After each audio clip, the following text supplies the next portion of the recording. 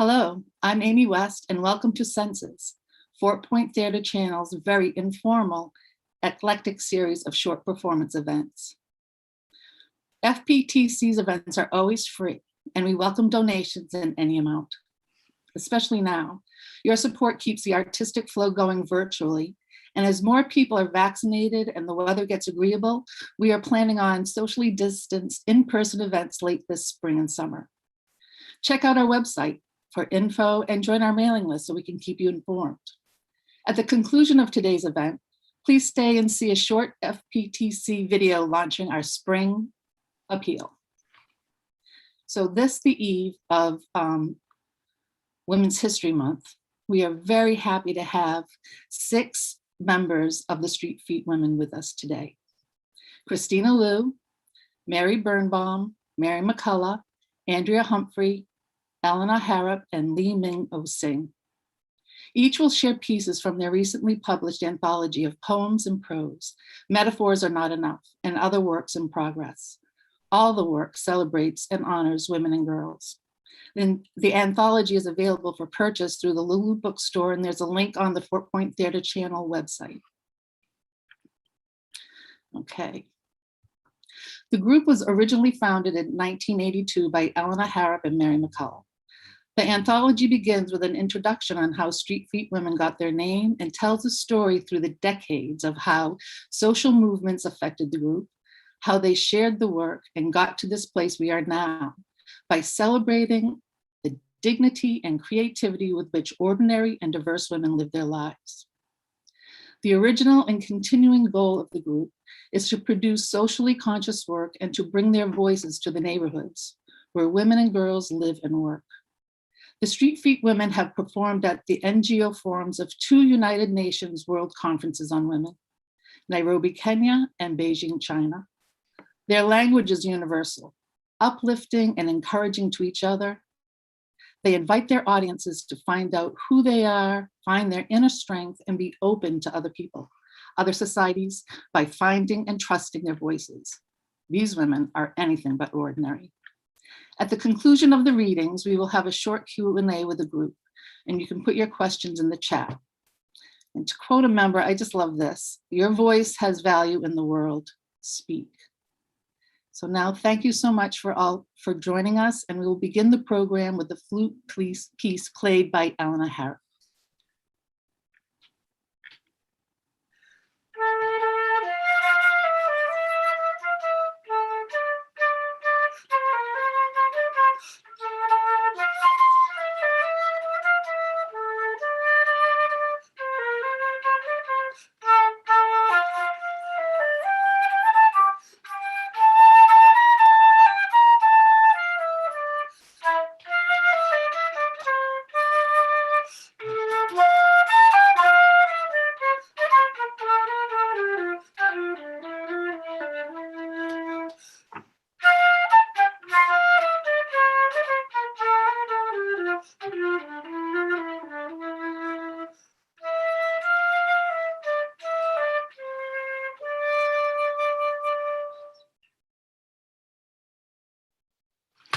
Welcome, everyone. Thank you so much for being here.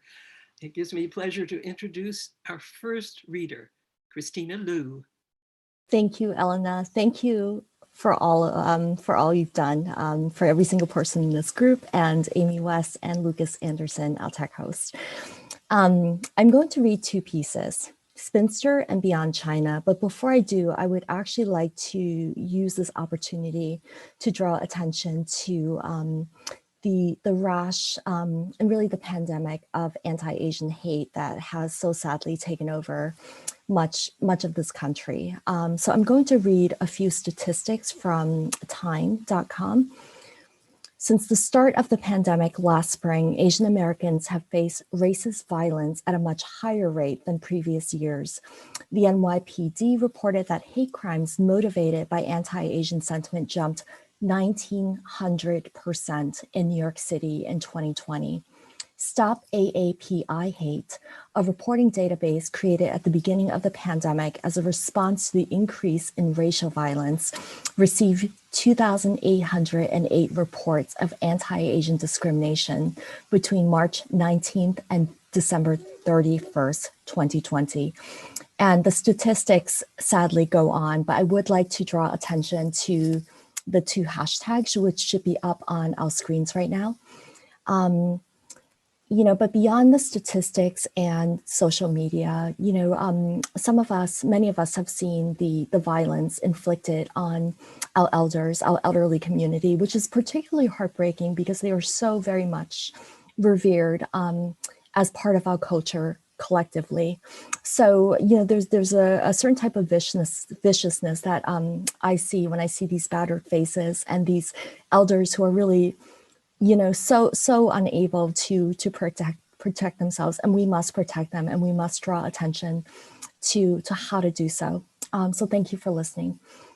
My first piece is entitled Spinster, and it's actually written for Kim Bok-dong, a Korean comfort woman who actually died on January 3rd, 2019 at the age of 91. One of her quotes is, "I was born as a woman, but never lived as a woman." And it's actually a refrain throughout the piece. Spinster. Here is my old rice, yellow toenails, white skin flakes clinging to opaque tights. Here is my bark of skin scratching against you, mongrel, raven claws, furtive branch. There, my jaundiced eyes glint towards crows. This is a decaying womb. Woman is vessel, carried out in ancient urns, in search of shape, beggar moving from grass huts to city alleys. Here is brackish water, river mud, papyrus, wells inked by drowned girls and the aunt's conjuring daughters. Here is chimney and soot, ropes on railway tracks, blood on the walls, those burned at stakes, those who picked up nuclear waste, the comfort women who knew no comfort. I was born as a woman, but never lived as a woman. Wise crones, glorious witches. They rattle their bones and dentures, alight with the freedom of nothing left. Wombs, lips, hips grinding rocks. Hallelujahs heard by no one. No sparrows to carry on. Thank you. And my next piece is called Beyond China. It is found in our anthology, Metaphors Are Not Enough. And it's for my mother after a dream I had. Beyond China, you tell me you love my hair, its liquid darkness flashing white halos, and you, its emanation. I tell you that this darkness is a lie. Once the sea never knew darkness, but a depth beyond longing, far below reaching, where creatures swam in murkier fronds. No entanglements, the play of wholeness, the undividing of continents and countries. And there was this room, an echo, silent temple waiting for deities to fill stones with answers. And always there was my voice running after yours until each object was pierced by blue staccato, held breathless. Our songs bounced off each other, a refraction of pain, songs which held and did not give back, so filled with gravity were they. We were shamed, naked, searching each other in the astonished air. We were vulnerable like a mouth opening in December. Outside, hands were giant as beggars while they caught silver rain. There was a world in here, and that world was ours. China was an unbroken sky on the other side of the earth. China was the sound of rain before the sky would open, the sound flowers made before a storm, waiting for the dew to keep them that held intact, lest the separation of sky and earth became unbearable, lest the petals would not hold and disperse. You say that it's all the same longing. See how you press your body to the mirror because the shock of recognition each time does not erase. And we are in danger of dispersing as petal to stem, a tower to the land, as sands to a devouring sea. Let's go to China one day so that we can forget we ever ached, so that we may forget displacement. My own voice has always run after yours. My own body finds itself tired from aching, so I say yes, because tonight everything is the sound of a flower drowned by rain. And you say that the room is turning silver. Each drop of rain holds a question mark, and the sky is beginning to wonder. China is slipping further away from us. I'm afraid I cannot remember. No, this room is dark like yesterday and last year and 1,000 years before us, when grievances were violet, the night yet whole.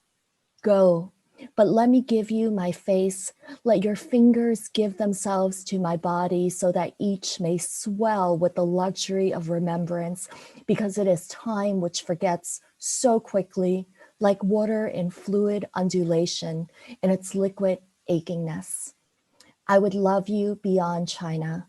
I would love you beyond silver and desolation and secret places where the ground is swollen with remembrance and snow-capped mountains are wounded by starlight.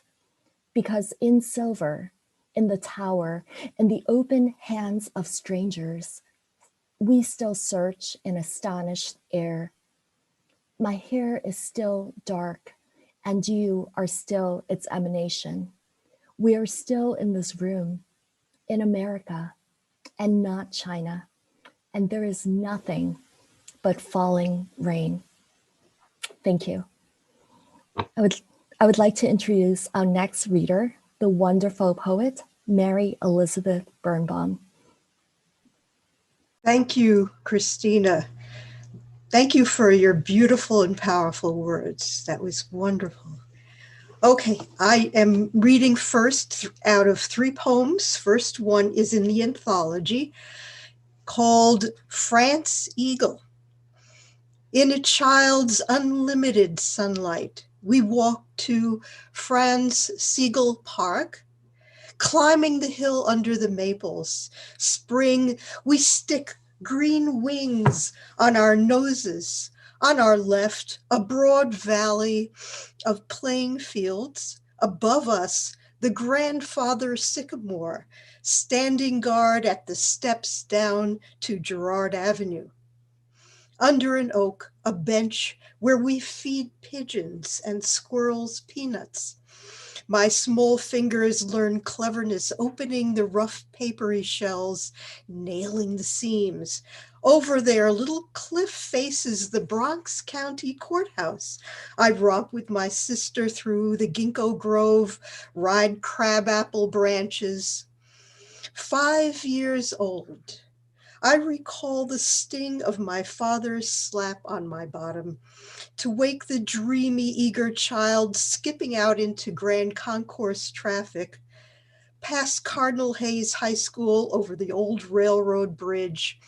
I look up in the middle of a tenement block and ask, "Daddy, is there a God?" My father, atheist, high school mathematics teacher, answers with brief, casual precision. Some people think there's a God. This gift, small as a crabapple seed, maple tree wing, dry promise of peanut, the invitation to join the grown-ups in their riddling heaven.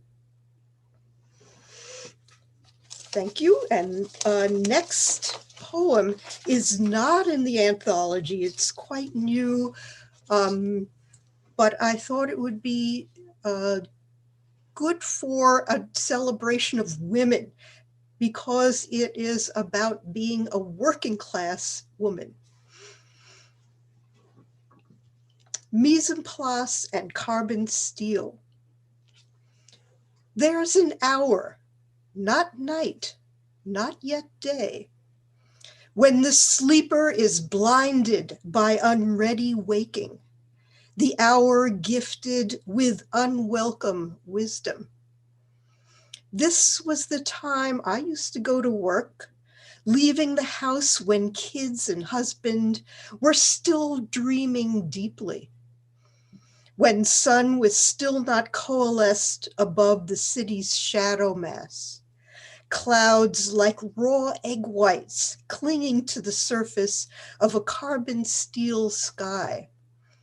I hurried past houses all silent, except for the one whose windows still carried weary lamplight, where the sick woman was always coughing.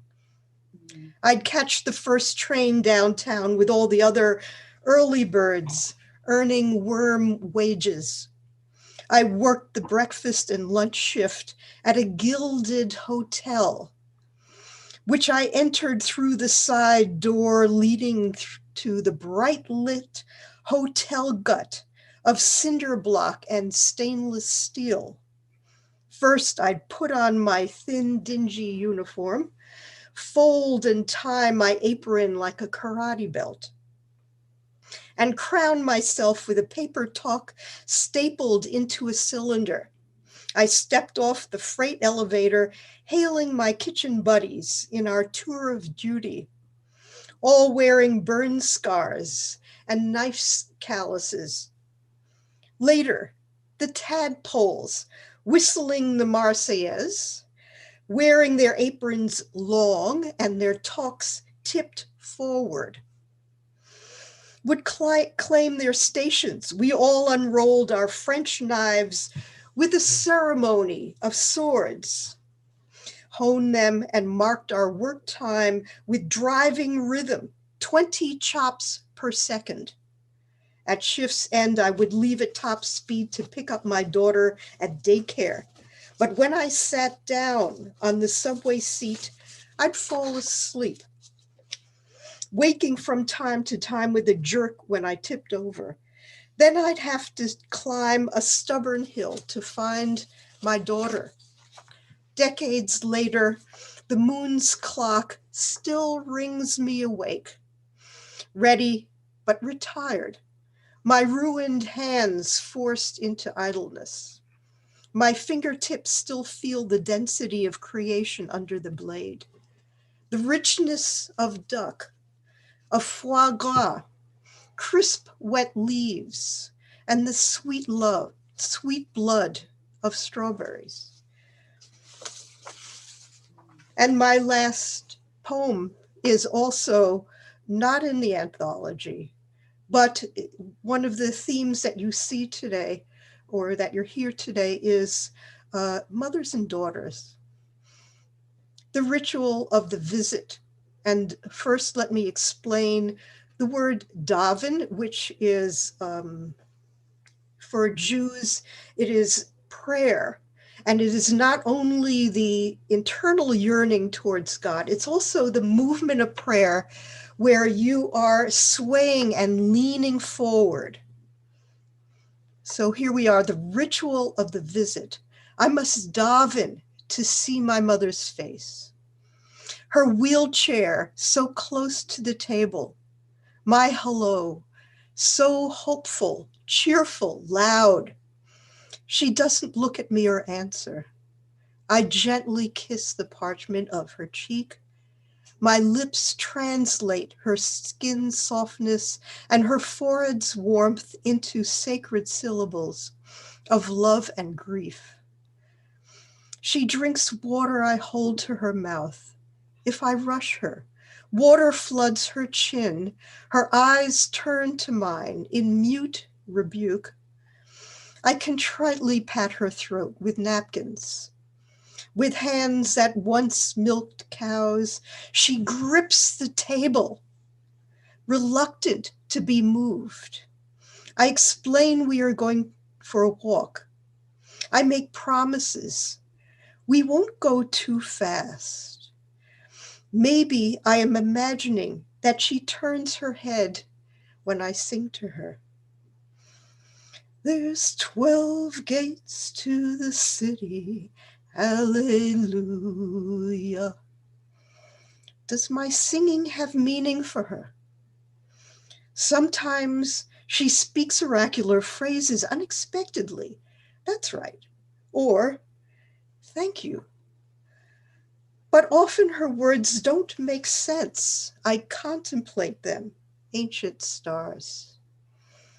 Rarely my mother looks at me and smiles. Her face is familiar as the one assessing me from mirror's depth, but transformed into remote legend by age and sleep. She's the God that tenderly created me and left. I serve her with careful, futile prayers. Thank you so much, everyone. It's such a pleasure to be here. And next, the wonderful Mary McCullough. Welcome, Mary. Thank you, Mary. That was great. The poetry is so wonderful. We Streetfeet Women stand with our Asian brothers and sisters in the fight against the racial violence being targeted at them. Hate, as Christina stated, is a virus. Today, Asians. Tomorrow, it could be any of us. This little light of mine, I'm gonna let it shine. This little light of mine, I'm gonna let it shine.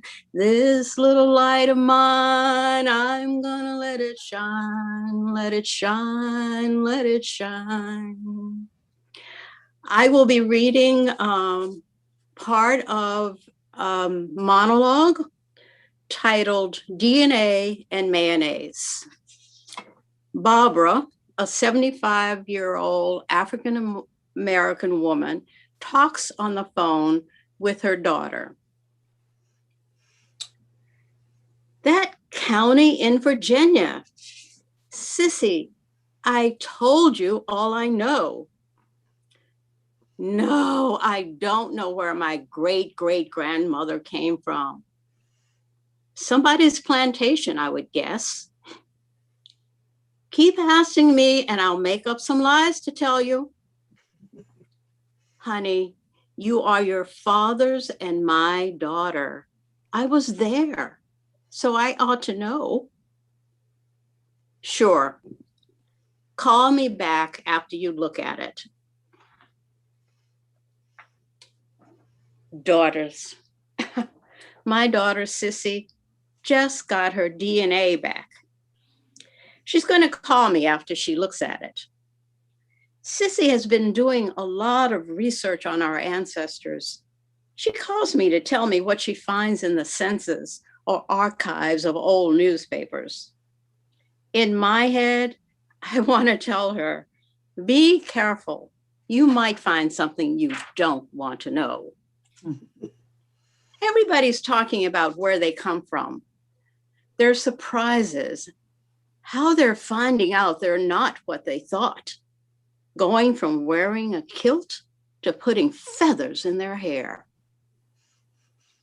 If you're African American like me, some days you might wonder from where in Africa your ancestors were taken.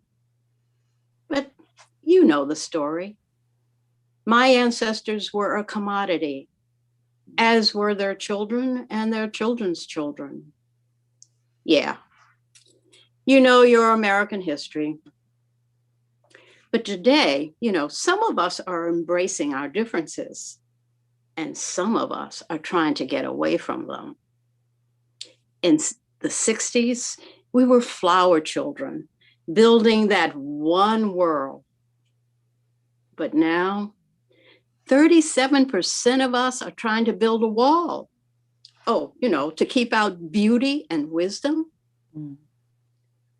One of my women friends, have known her more than 30 years, turned 60 and became Jewish right in front of me in my kitchen. Maybe it has something to do with preparing for the next life after this one. Hey, nobody wants to end up in the wrong heaven. You might want a kosher kitchen. I knew she was Jewish, but none of that was part of the equation of our friendship. I'm Black, she's Jewish. The only identity that counted was that we were women. We baked bread together, ate it hot out of the oven while we talked mean about some white folks. Oh, I said some. You know those people, right? It's all right. She's not white. She's Jewish. Out loud. Oh, I think it's an aging thing. This is what happened. Standing in my kitchen over the deli platter with the mayonnaise in the center, she asked for mustard. Said Jews don't do mayonnaise. Well, I was glad to have that information. It was new, but when I asked another friend who also happens to be Jewish, she said she'd never heard that Jews don't do mayonnaise. Goes to show you, you can't generalize about mayonnaise. Hey, don't knock it. It's a gourmet item in my African American refrigerator. I grew up eating mayonnaise sandwiches. That's a glob of mayo on 2 pieces of white Wonder Bread. You know, in the middle. It's called, I wish I had some meat sandwich. But I gave her the Dijon. I keep a jar on hand for my son's visits. He thinks he's Puerto Rican. For real, no joke. I'm his mother, African American. His father's Black, although sometimes he's mistaken for an Arab. I was born a Southern colored girl, became Black in the 60s. Now I am an unhyphenated African American. Oh, except when I lived in Germany, I was Italian. And sometimes in my Irish Italian neighborhood, I'm Portuguese. It isn't about how I see myself. It's what others see or don't see when they look at me. Thank you. And our next reader is our novelist, Andrea Humphrey. Thank you, Mary. You rock that piece. I just love it when you read it. And thank you for speaking in support of Christina's concern about the targeting of Asian people. We are all behind you, Christina. I'm reading A Heroic Birth Story, 1951. It's an excerpt from The Curve of the Stone, which is my forthcoming novel, and this excerpt is in the anthology. It's set in 20th century Ithaca, New York, where a 16-year-old runaway girl's life parallels that of Homer's Penelope. This is Penelope's heroic birth story. Female Greek heroes enter myths at puberty when males first notice them, so they rarely have birth stories. Since a male Greek hero's birth story requires a heroic act by a male, Penelope's birth story features her mother reclaiming as heroic the conception, gestation, labor, and delivery of humanity from her own body.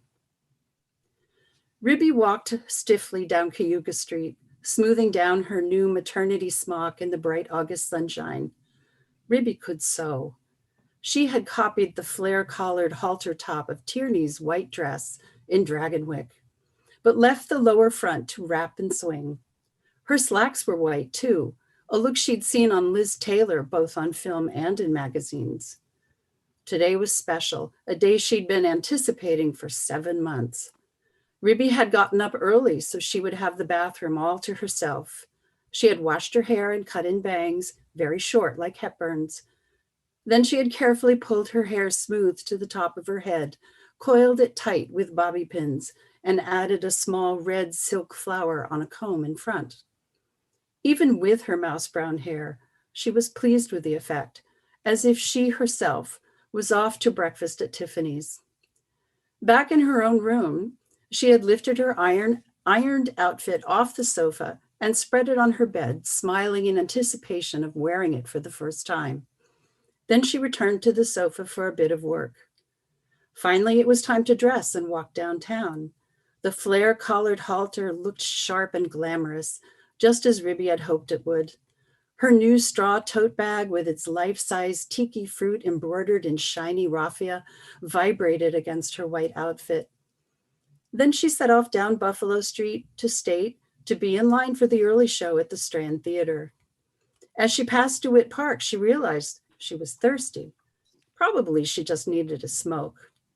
While hymns spiraled out of the Presbyterian church, she rifled down to the bottom of her tote looking for 3/4 for a pack of Luckies, with no luck. The Ithaca Journal, August 19th, 1951. At 10:30 a.m. Sunday morning, patrolling officers spotted the woman wandering along the 200 block of State Street.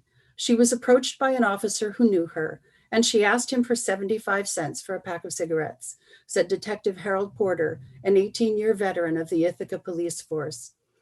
Most of the guys working the streets have working knowledge of the people in the area, Detective Porter continued. Officer Howe recognized her immediately and knew something wasn't right.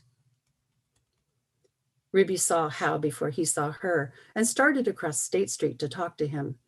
He was just coming out of the home dairy and had a streak of powdered sugar across his blue-black shirt. "Aw, Rod, honey," Ribby drawled. "You lose bad to that lemon-filled, did ya?" Howe looked sheepish, swiping at his shirt, but spreading more sugar on it from his still dusty hands. Ribby stepped up close to help him out, slowly rubbing his shirt, like she'd seen Tierney do with Milan, and close to my heart. Howe was kind of cute, after all, even if he was younger. "There," she said, her attentiveness satisfied. "Listen, Rod, I need smokes. You got 75 cents you could loan me until, you know." "Miss Rye," Howe said in his best ticket-writing voice, "you know a lady in your condition should not imbibe tobacco products." "Oh, Rod, come on now, that's just an old wife's tale, and I'm not an old wife, as you can see." She stepped closer to him, imagining they were deeper in the alley and being filmed by Houston or Manelli. Howe stepped back flat against the home dairy's brick pillar and said, "Now, Paraboea, you know I can't be aiding and abetting the bad habits of a nice—" "Well, then fuck you, Officer Howe," Ribby sneered, making sizzling jazz hands in his face and turning to march down toward the movie theater. The Observer Dispatch, Friday, August 21, 1951. But Dr. E. William Bird said that, from a medical standpoint, I have no reason to doubt that Paraboea Rye, 29, had performed the operation. Police say she used a cheap imitation pearl-handled jackknife to make an incision several inches long. Porter said he charged the woman with first-degree reckless endangerment, but that no further criminal action, if any, would be taken for now. Officer Howe was so surprised by Ribby's unusual outburst that he stayed frozen against the brick pillar, gazing at the brilliant colors of the tiki-fruited straw bag bouncing off her right hip as she marched away. The colors flashed in the sun as if they were wet, especially that purple banana hooked over the edge of the bag, and the bright red streak down the inside left leg of her white slacks. That was quite the come-on, that was. "Ribby," he called, "come on, let's talk about it." But she kept stalking off, and with each step, that red streak lengthened. Then the purple banana unfurled tiny fingers. Howe shook his head, wondering what was in that powdered sugar. "Paraboea, stop," he shouted, now as his brain finally began to engage his eyes. Ribby swung around, fist on her hips in frustration. "What?" she shouted back. Howe's eyes bugged like the bunny's as he tried for one more instant to merge with the brick wall holding him up. "What do you want?" Ribby shouted again. "Ribby," he whispered, "stop there, hun. You're bleeding, I think."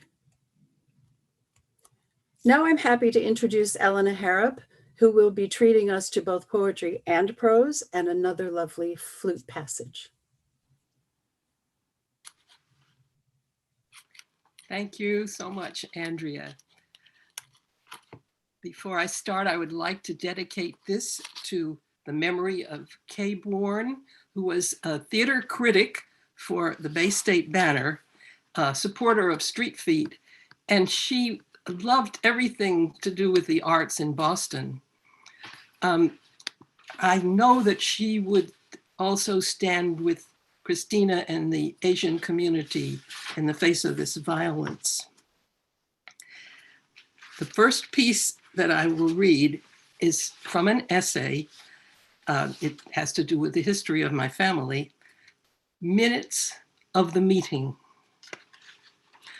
My surname, Harap, is not a common one.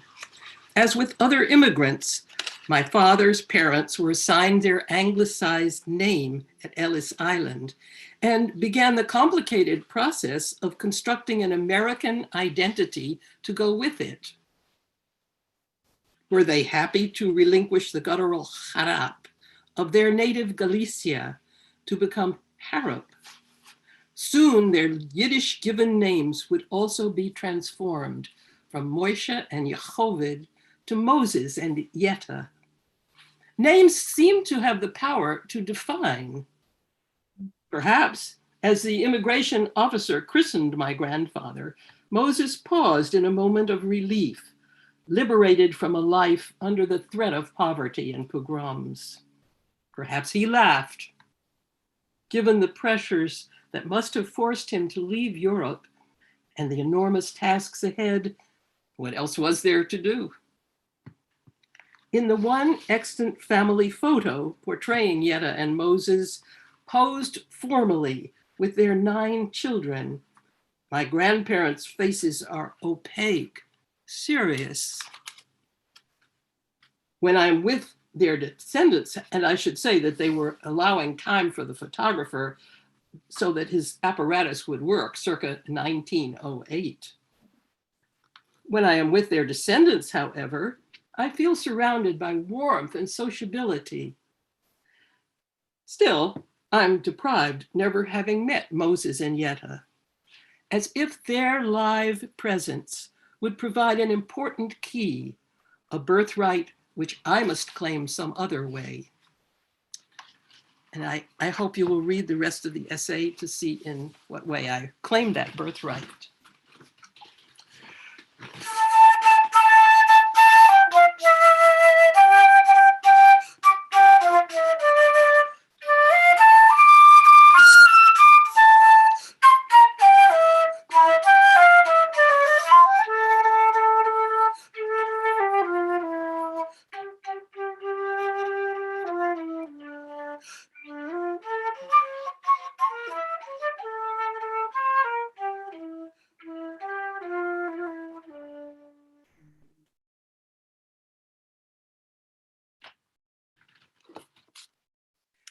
I would like to read 2 poems. This is from our book, Metaphors Are Not Enough. And in the poem Birth Control refers to the coil, which is the IUD intrauterine device, a form of birth control. Birth control. Muriel gets caught between 2 coils, the plastic device guarding her from further motherhood, and the wriggly life force imperiously lobbying to be let in. The life force wins. Muriel goes for an abortion, which hurts some, but she takes it like a man. Well, anyway, she takes it. The slow contractions, the suction's ravenous gurgling, not unlike a garbage disposal. She remembers her husband waiting outside. She is also aware of the bucket of tissue on the clinic floor, remains of what they have made. No word for its passing. How to behave at the moment of violent choice. To whom address its eulogy, explain the generosity of this taking away. Some instinct for marking, as a notary sets a stamp, impels her. Just before they wheel her into the recovery room, cleaned out Muriel makes a little speech to the doctor. She says, "I wish you had not had to do this, but I appreciate it." And the young GYN, embarrassed, pats her shoulder, mumbling, "That's all right."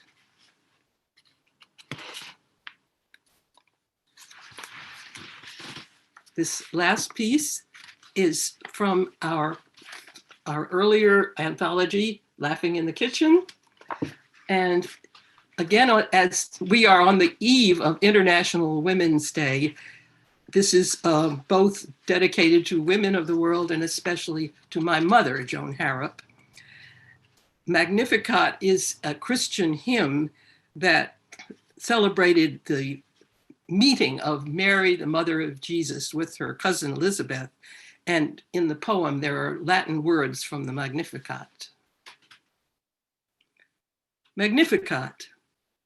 91 winters rest in the wheelchair by the wood stove.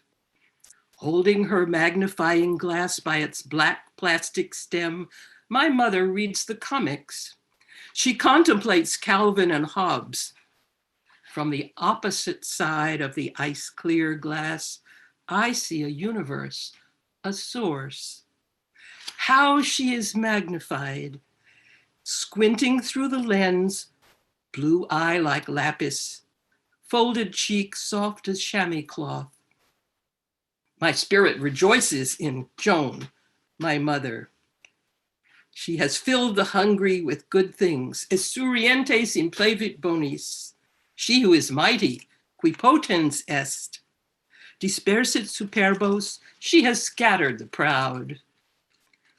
She puts aside the glass, asks to go to bed. All generations, omnes generationes, shall call her blessed. Tuck blankets warm along her back, rub her smooth feet. The reading glass lies ready by a book on the bedside table, in case she should wake in the night.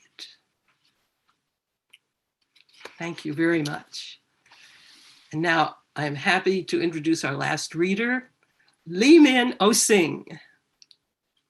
The first piece I'm going to be reading is not in the book. It's newish. It's a part of a large opus on an ex-sex slave. We are not aware how many young girls are still being trafficked today. So this is sort of homage to that.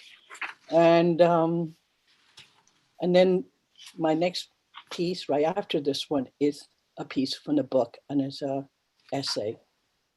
So the poem is Smoke in a Paper. In a Jewish tailor shop, I get another chance to mend the broken past. Old Simon puffs on his pipe.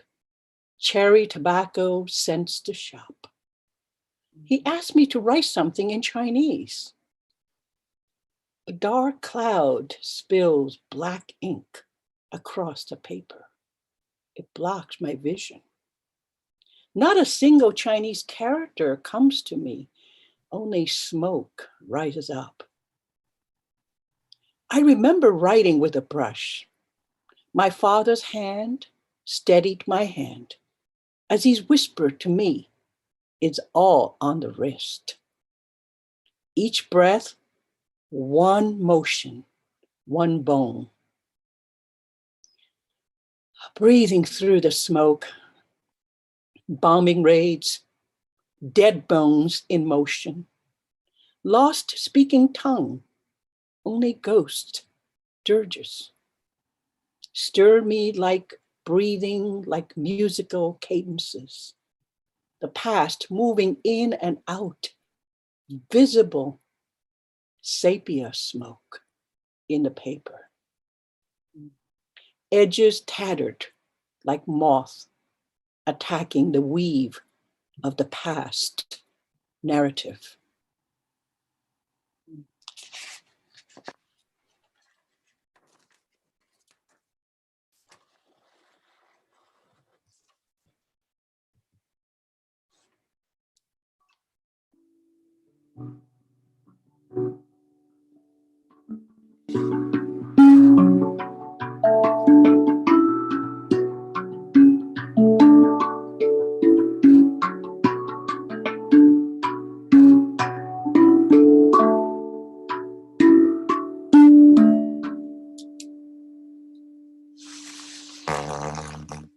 Hell is coming at me now as I walk down Garden Street. I stop to view this young naked oak, its dark fingers and arms dancing to the March's wind. I feel this blessing, this urge to move with a strong rootness as the crystals of hail pelt my face, tingling on the surface. A stream of this beauty just came and was gone, like invisible pearls scattered out of a strand of thought. I'm holding onto this lone cord as I rush into the Cambridge Common. Each day as I walked, I built new strength, supported by something so frail and powerful like a baby. I came to steps gingerly, licking those cold, icy drops with eagerness, imagining they were sweet as I embraced the winter tree. Its rough bark, its forceful angling out of concrete. Old age sometimes can be resilient, a dignity of rare finding. Looking up under the oak, I felt that inner engagement and fire, those rings of season, a spiral of urge. I taste some oak grapes I found in my pocket, turning them into raisins mixed with my saliva. I needed this comfort of trees like old fire sticks in my evening wood stove. Its sparks sing to me of living, burning, surviving the howling chill. Like finding flickers of western winter stars, and the moon, its icy dance, all part of a whole. Living is sometimes broken because we humans are fickle, unable to find the source of living and dying. Commune with its cyclical rationality. Dan had lymphoma. His brother's wife also has cancer. And we are killing the planet with our blindness and greed. Do we stop and taste the hail, embrace the trees as we rush by? Is our pain so great that we can no longer live through the changes of season? I know of pain, of the brokenness,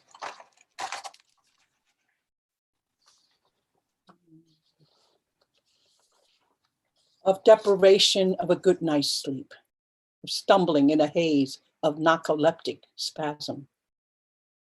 Cancer in our family is what I need to exercise. It's the kind of cleansing I crave each day as I walk my walk, taking solace in the trees, in its city stance. I listen to the trees like a friendship song, yet a dirge, a winter dance that had its own meditative quality. So I'm going to be stopping right there because we have people that we would like to hear from them. And if you are interested in this short essay about trees and my family, you can go to get the book. Metaphors Are Not Enough. Well, it's a fantastic collection. Wonderful, wonderful stuff. So I will go to whoever it is that was managing our wonderful, wonderful Zoom reading. And I'm enjoying everyone's reading. I loved our group and I love our voices. Thank you.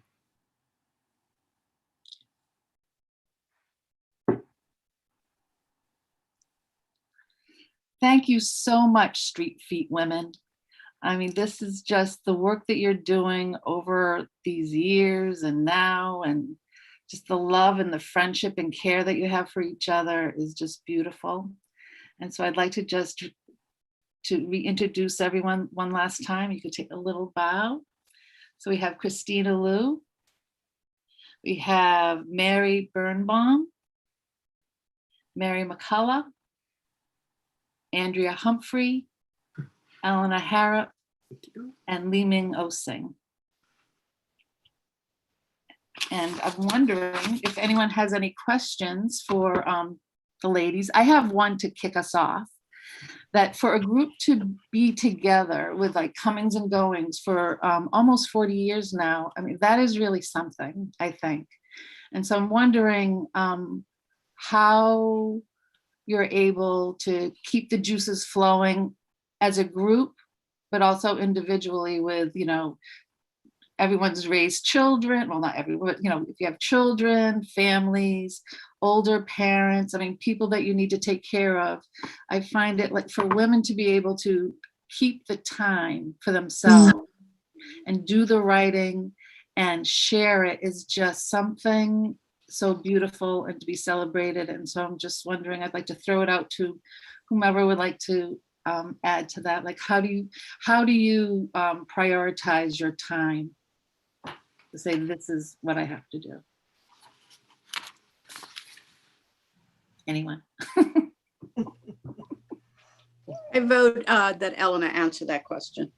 Well, we all, for one thing, have had support from whoever our partners and our young folks are. And in my case, also, there's nothing in my life that is like Streetfeet. I value it so much. When we come together, one thing that happens is that the points of view are so valuable about one's writing. The other is that we are not bureaucratic. And so when we need to check in with each other, we do that, and then all the other work takes care of itself. I think, you know, like it's a kind of a special sisterhood. It's definitely the result of the 60s, the activism in the 60s, and the turmoil of the 60s. Because, you know, both you and Mary McCullough was in people's theater. You know, that's a sort of like the voice of like diversity and womanhood. And it was very funny. I sent my last younger son to a daycare. And that daycare was part of Mary McCullough's work. I didn't even know that until my son met Shelley. And she said, "Oh, do you know Mary McCullough?" Asking me. I said, "She's a member of Streetfeet. What do you mean, do I know her?" And so the circle of activism and women, we know we had to take care of family.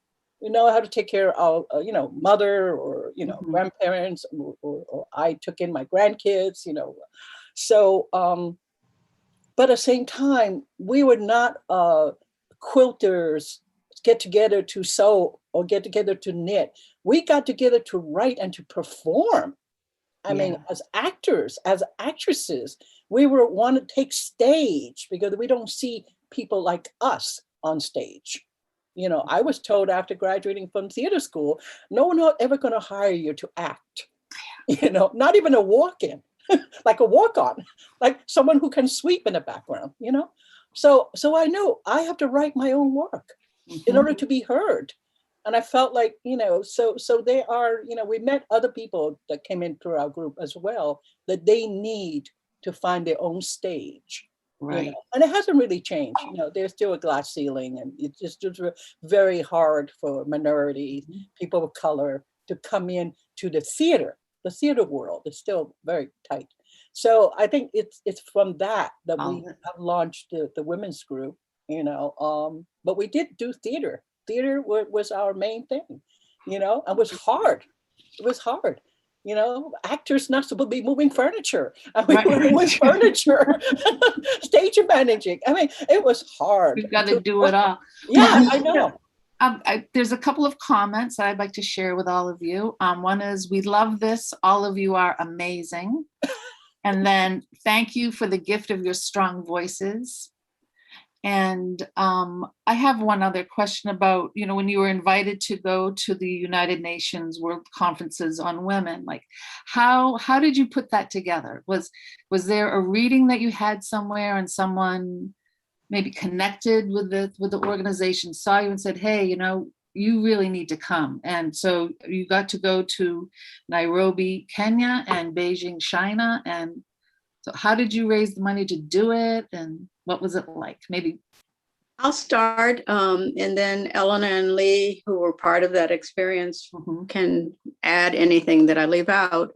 I think Eleanor was the voice. I can hear her saying, I want to do this. I want to go to the women's conference. And she had written a piece called Many Voices, which became the piece that we traveled with when we went to Nairobi. And in terms of raising funds, we all put, each time that we went both places, we all put in what we could afford, but also we had friends of Streetfeet who would host us in their living room and pass the hat, so to speak. Nice.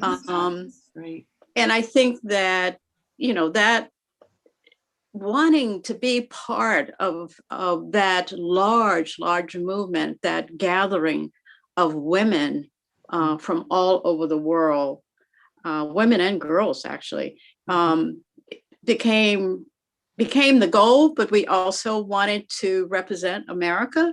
We felt that we were women who were marginalized in this country, and the people being sent by the government were very different from who we were. So we had something else to say about being American. So I don't know, Eleanor or Lee, if you want to add to this. Yeah, I think your last comment is very important because everywhere we go, people were shocked. Oh, you're an American? You're American? We had a Spanish-speaking actress and she was fantastic. And it's just like, they were shocked that they were all these people who are not white that represent America. And there's still that kind of notion that America is all white. All right. And I think that is a very kind of sad in some ways, but I think it's much better now, in the past 20 years, there's a lot of, people of color or people of other ethnicity, just look at our vice president. I mean, you would never imagine her getting elected, back in the 50s or 60s, because she she's half Black and half from India. So I think we I think making some stride towards that. But I remember the shock when they hear that, oh, you're American?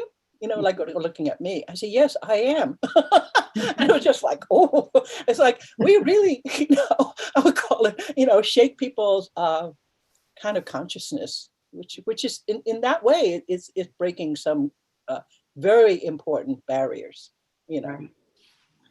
I have a question for Christina. Sure. How did you happen to meet the group? I distinctly remember that day. I started off at the William Joyner Institute for the Study of War and Social Consequences at UMass Boston as part of their writers' workshop. So I went pretty faithfully, each year since I believe it was 2001. So I was there for a while, and I had participated in one of the student readings. And after the reading, I'm just kind of out there, on campus eating my lunch alone. And Elena approached me, and she asked me if I had heard of the Streetfeet Women, and told me a little bit about the group. Gave me a really lovely introduction, and asked if this was a group I would be interested in joining. And that was the initial introduction. So I believe it was a few months later, I went to the very first reading for me, Streetfeet, and it was at the Somerville Armory, the Army for the Arts, this kind of mythical castle. And I got to meet everyone else, and I was introduced really nicely, but I was just kind of awed. I knew that it was a group I wanted to participate in. So obviously I'm a little bit late to the group in that way, but we do have some group members who are also joining in the late 2000s, roughly around the same time that I did too. But I've been a part of it ever since, and it's been really nice, really nice experience. Thank you. Let's see, we have a couple of questions that are similar. How has your writing changed over the course of time? And maybe each one of you could just say a few words about that so that we can hear from everybody. Who'd like to go first? May I start, actually? Yeah. I'll try to make this brief, but I just have such an immediate response, which is even when I was in graduate school for creative writing, I think part of it had to do with age, part of it had to do with confidence. Also, this issue of anonymity, which I think is kind of fraught for a lot of writers and artists in general.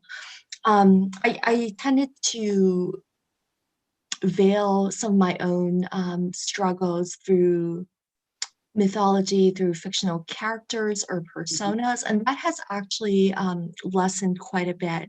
So as much as I love delving into mythology and fairy tales and reworking that mostly through a feminist lens, I've noticed that my writing has become a lot more direct, which is really kind of, for me, as a fairly introverted person, it's actually kind of revelatory. It's amazing that I've gotten to be that direct, and I probably, give a lot of credit to Streetfeet for that kind of coming out process.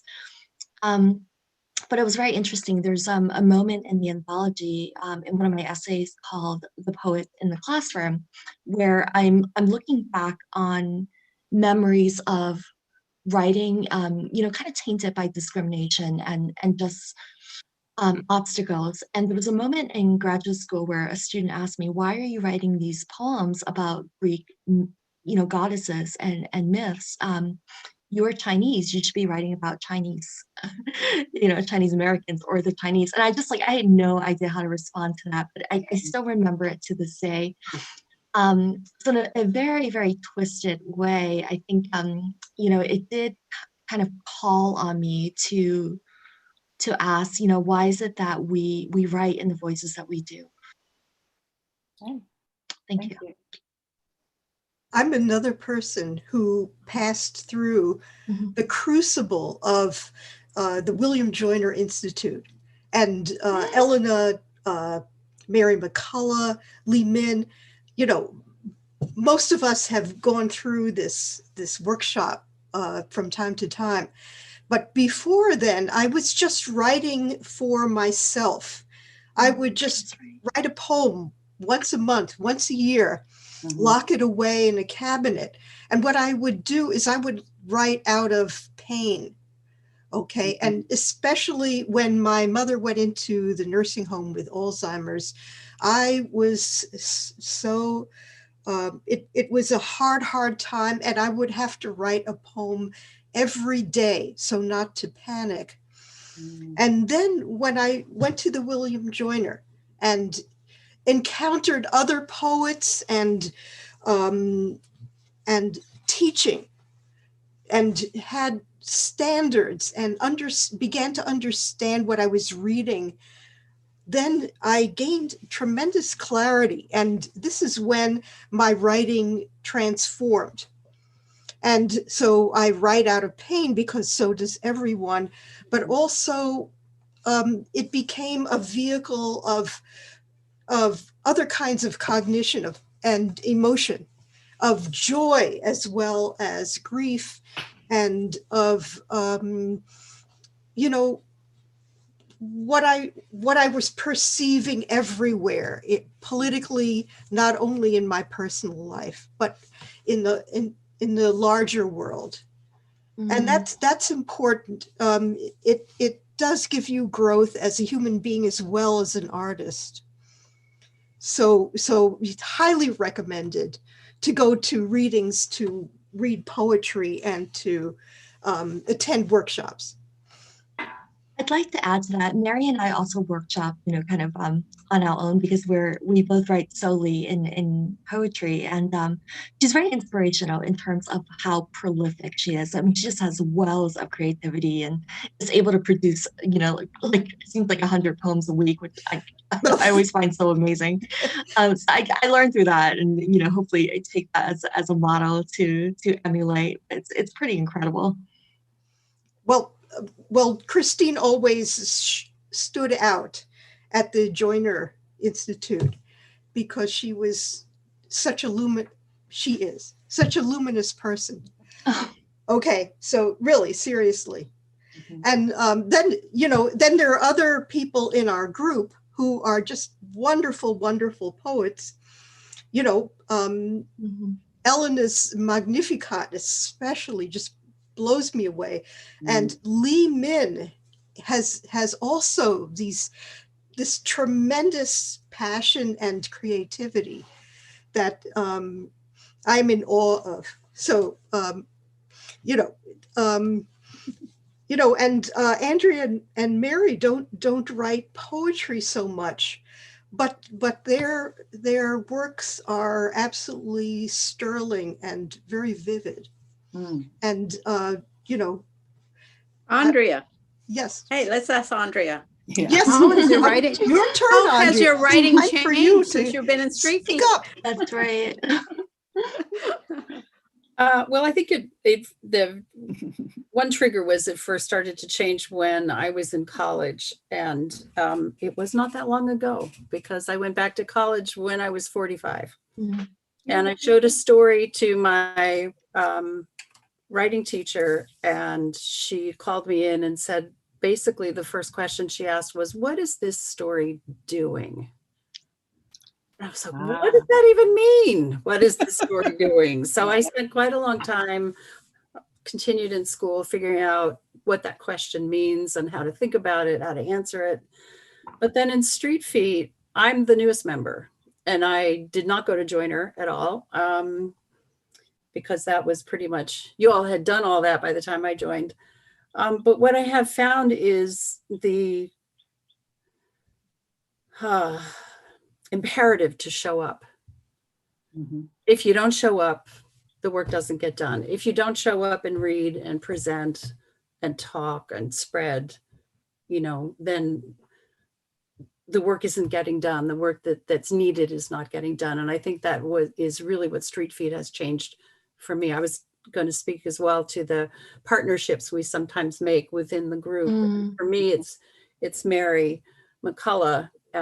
She agreed to let me email her once a week and say, this is what I wrote this week. And sometimes the reports are totally stupid, but it's a report. And on Friday, I can hear her standing. She lives a couple blocks from me. I can hear her toe tapping. Where's that report? That requirement to show up and do the work that this group really strongly encourages among us all. I really appreciate that. Yeah, I second that, because I always felt like if I didn't have a Streetfeet as a group, I would never launch into something that's very difficult, because I felt like, okay, none of these women are going to judge you or shoot you down or saying that you're doing something absolutely crazy or is impossible or whatever, but I do get something, I call it, I went back to grad school also very late, I was the oldest student in my class, that I was almost 50 years old. So, all these 25-year-old look at you like, oh my God, why are you coming here? You, what are you going to study here? But because the professor constantly saying, if writing is not the most urgent thing that you have to do, don't do it. Okay, so I always felt like, do I have to write? After all, I could paint, I could do other things, but writing calls me because there are too many voices out there who cannot write, who are not allowed to write, not even allowed to study. So I always felt like I had the opportunity to study. I have the opportunity to pen my thoughts, and I have a women's group who are writers.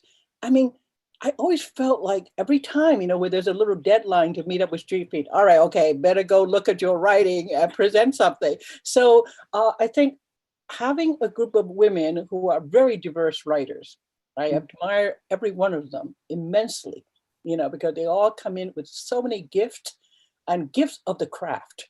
I learned so much from listening to all of them, the way they write, the way they think about their writing.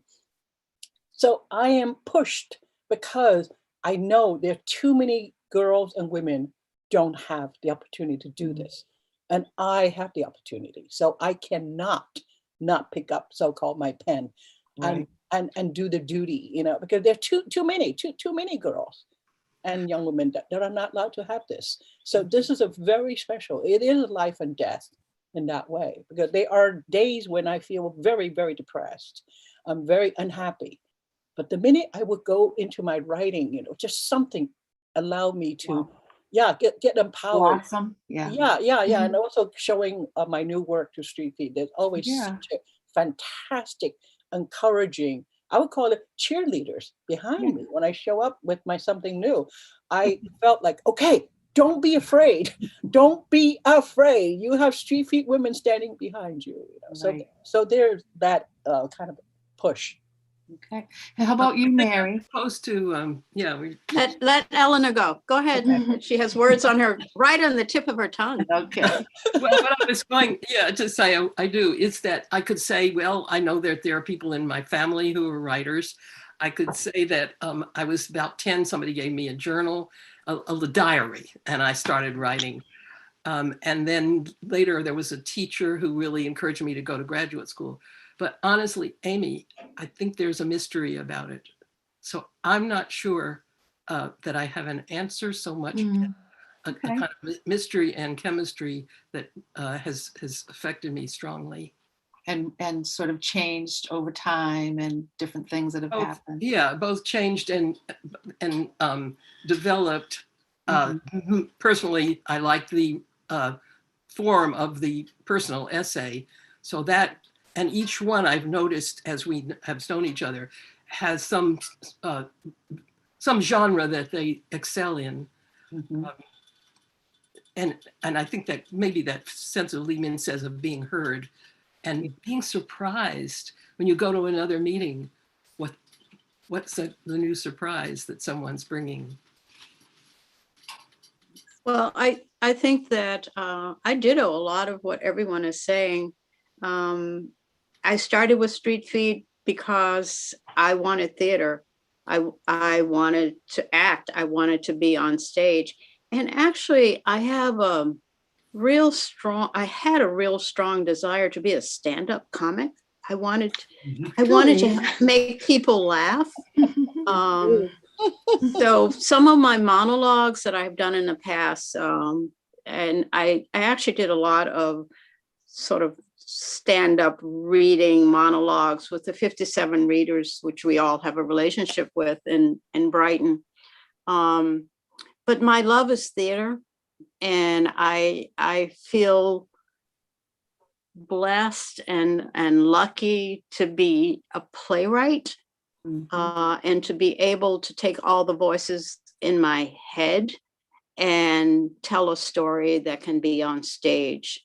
So I think that's where I have landed. I've written poetry. I have a book of short stories in me that will get out at some point, but I'm a playwright. And I think that that's where I've landed. And that's where I have always wanted to be. Because I was a theater major in college and just never had the opportunity. I couldn't find the door, couldn't open the door for myself. I couldn't figure out how to do it. So now at this age in my life, I'm doing it. Yep, that's right. Yay, Mary. I've read a few of Mary's plays, and all of your characters are just always so fully imagined, like right off the page. And then when you get great actors working with you, it's just magical what happens with your work. And I have to say, you all may not know this, but Amy has directed some of my work. So she's a great director. When you get a great director, that's a playwright and a director. What a wonderful partnership. So I look forward to doing more with you. So Yep, thank you. Too. When we get out of these boxes. Yes. So and the hand doesn't transcend the other box. That's right. There are a couple of comments here. One, it says it's very moving to hear the stories of how you each became and evolved as writers. So I feel like I just love this part of a conversation when people you really get to the essence of yourselves. And there's another hello and thank you all. And you're absolutely wonderful. And do you have any questions you'd like to ask of each other? I don't know. So we have questions for the audience. One was, in what way do you carry on your creative work during the pandemic and restrictions and put Yeah. precautions. I'm interested in that one too. I find it personally hard to concentrate really on anything. You know, I feel like I go like from one thing to another. I'm reading 5 different books. So, you know, you read a page and then go to another and Yeah. yeah. But if there is someone who's a playwright, which there probably is in the audience, it would be nice to know how they cope. Let's see. We'll wait for someone to answer that inquiry. Hasn't happened yet. Okay. Yeah. Oh, that's right. Okay. Yeah, there's a little bit of a delay. Well, while we're Could I also throw out this other question? So I don't know if it can be added to the one that Eleanor asked. I'm just wondering if there was something they would have liked in this reading that they didn't get. Also, something we should say is that we had a wonderful designer, Terry Stangl, and she should be credited today, I think, partly because we asked her to weave trees and images of trees, and she did, and you've seen some of that, and some of their paintings. One was by an aunt of mine, and some are by Lymyn.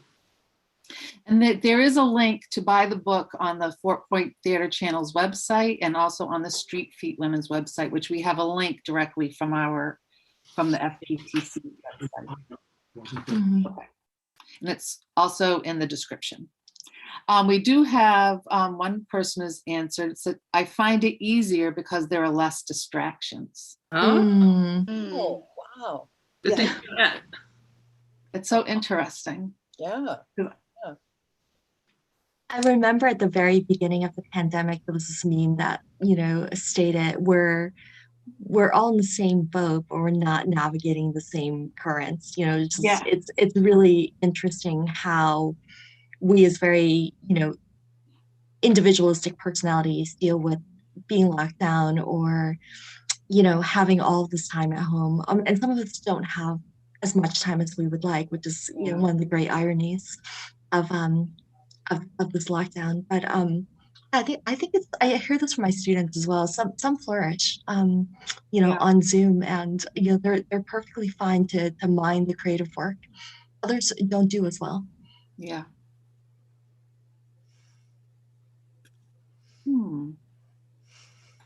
Well, it looks like we've come to the end of our program. And I just thank you all so much for sharing of your time and space. Thank you for having us. Thank you so much. Yeah, thank you, Amy. Thank you. Very wonderful to work And thank you, Lucas. Yes. Thank you, Thank Lucas. you. So nice to meet everyone. with you. Yes, Here, Lucas has Lucas been, and Amy and without Lucas, I couldn't imagine.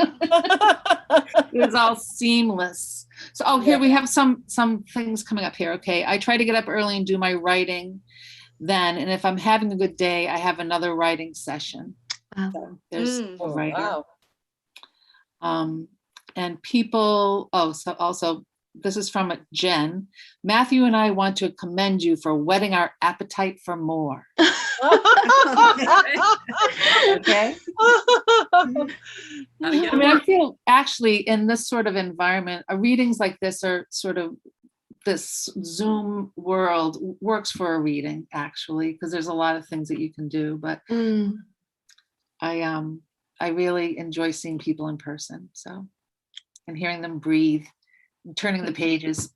Yeah, me too. I love the in-person when people are in the audience. It just has such a kind of energy, Yeah. It's something you just have to live without until after everyone else get their vaccine. That's right. We'll do it. Yeah. So at the end of the program, we'd like people to hang on and check out a short little video from Fort Point Theater Channel launching our Spring Appeal. We do have a couple of programs coming up this summer that hopefully we will be able to be outside for, and we're looking forward to that. So please keep an eye on the Fort Point Theater Channel website, join our mailing list if you can, and we'll reach out to you with what's happening. So thank you so much, everyone, and hopefully we'll all be in community together soon. Yes. Thank you. Thank you. Hi, my name is Naomi Ibasiras, and I'm a co-artistic director at Fort Point Theater Channel. This pandemic has been tough for everyone, which is why we have been driven more than ever to create art and bring our community together virtually and in socially distanced ways. We are proud to support new and exciting projects from our artists this year, but we need your help. This spring, we're looking to raise $5,000 for our upcoming projects. Please consider donating online, or for more ways to give, check out our website at fortpointtheaterchannel.org/give2021. You can also subscribe to our monthly newsletter to learn more about what we're working on this year. Thank you again for supporting Fort Point Theater Channel as we continue to connect our communities through the arts.